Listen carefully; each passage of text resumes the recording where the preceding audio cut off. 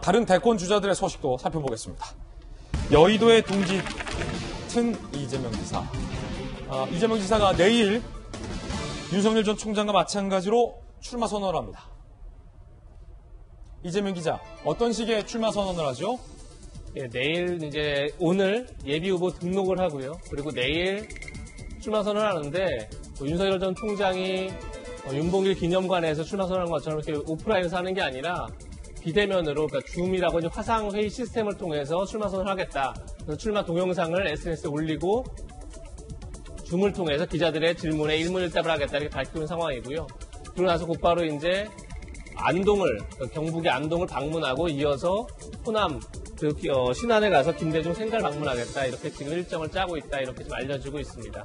지금 보시는 거는 이재명 지사의 캠프가 굉장히 다선 중진 의원들 중심으로 꾸려지고 있다 이런 내용인데요. 5선의 조정식 의원이 캠프 총괄을 맡고 있고 3선 박홍근 의원이 비서실장을, 재선 김영진 의원이 상황실장을, 그리고 재선 박찬대 의원이 수석 대변인 등등을 이제 통해서 굉장히 중진 의원 중심의 캠프를 꾸렸다. 이제 이렇게 지금 알려지고 있습니다. 그 얘기는 뭐냐면 굉장히 중량감, 무게감을 많이 둔 거죠, 캠프에.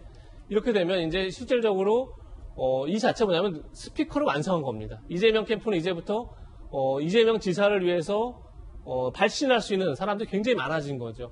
그런 점에서 이제 만약에 윤석열 전 총장이라든지 그래서 다른 캠프도 이제 마찬가지겠지만 이 대선이라는 게 어떻게 보면 그야말로 스피커 싸움, 여론 전쟁인 거죠. 얼마나 많은 사람들이 SNS를 통해서, 방송을 통해서 어떤 같은 여론을 확산시킬 수 있는 힘을 갖고 있느냐, 이런 싸움인 건데, 이재명 지사 캠프가 굉장히 상당히 중량감 있는 인사들로, 많은 사람들로 그런 스피커를 꾸렸다고 그러면 거기에 대응할 수 있는 역량들이 있는지 다른 캠프들도 굉장히 긴장하고 점검할 때가 아닌가 싶습니다. 자, 이재명 캠프 여의도 명당이라고 합니다. 어디일지 함께 보시죠.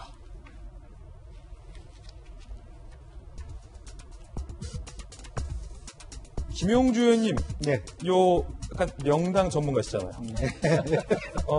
여기 잘 아시죠? 여기 잘 알죠. 야, 이거 어떤 명당인가요?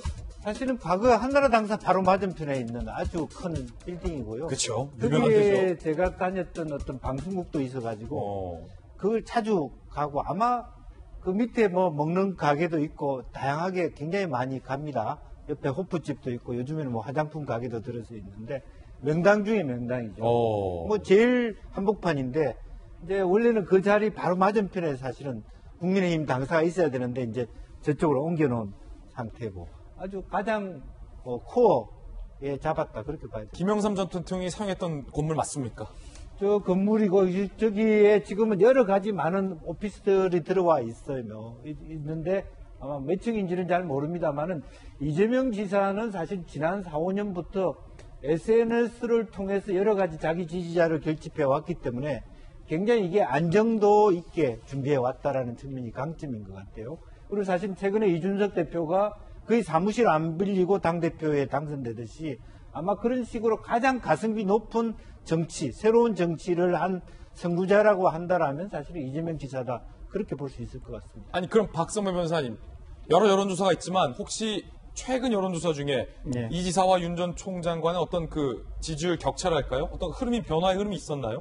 윤 전 총장과 이 지사가 상당히 초접전 양상을 보인다는 여론조사 결과가 나왔습니다. 윤 전 총장에 대한 X파일 논란이 큰 영향을 미치는 것으로 보이는데 6월 3주에 비해서 6월 4주 윤 전 총장의 지지율이 32.4%, 이재명 지사의 지지율이 28.4%, 오차 법인의 접전 양상을 보이고 있습니다. 예. 윤 전 총장이 출마 선언을 이미 한 상태고 이재명 지사가 내일 출마 선언을 한다고 하니 이제 본격적인 대선 구도에 접어드는 것으로 보이는데 윤 전 총장은 그동안 대선과 관련해서는 전면의 모습을 드러내지 않았습니다. 이제 각 후보 개인에 대한 호불호, 그로 인한 여론조사 반영이 이제부터 본격적으로 시작되지 않을까 싶습니다. 강력계 형사 출신이잖아요. 네. 명당을 믿으십니까? 저는 명당 믿지 않습니다. 아, 그래요? 네, 미신을 별로 믿지 않습니다. 그렇군요. 알겠습니다. 김연아 의원께서 보실 때 윤석열 전 총장은 광화문 캠프, 네, 맞습니다. 이 지사는 여의도 캠프, 둘 다 사실은 두 곳 다 명당이라고 소위 이름난 곳들의 캠프를 차렸단 말입니다. 어떻게 전망하십니까? 그 정치인들이 점을 보러 많이 가신다고 그러시더라고요. 예. 또 저런 사무실을 찾을 때 그 명당을 많이 쓴다고 하셔요.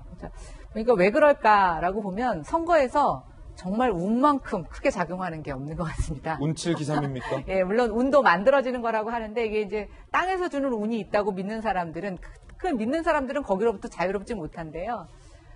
저는 뭐 윤석열 전 총장은 여의도에서 적정한 명당을 찾기가 어려우셨을 겁니다. 이미 다른 캠프에서 명당을 다 점했을 거라고 생각이 되고 그런 측면에서 차별화하기 위해서 광화문에서 캠프를 차렸다고 생각을 하고 이재명 지사의 저 표현은 약간 저는 변명 같은데 본인이 실용을 추구를 해서 뭐 SNS로 저렴하게 선거한다. 저는 좀 그렇게 해석되지 않고요. 사무실 명당 차지하시느냐고 아마 엄청난 대가를 치르셨을 겁니다. 명당은 더 비싸죠? 그렇죠. 이게 임대료가. 역시 경제 전문가. 예. 부동산 전문가예요. 임대료가 이게 뭐 1층에서는 원가 예비하는데 같은 건물 안에서도 층에 따라서 조망에 따라서 특히 저렇게 정치적으로 명당이라고 소문난 데는 안에 아무것도 고쳐주지 않고 건물이 노후에도 엄청난 임대료를 받습니다.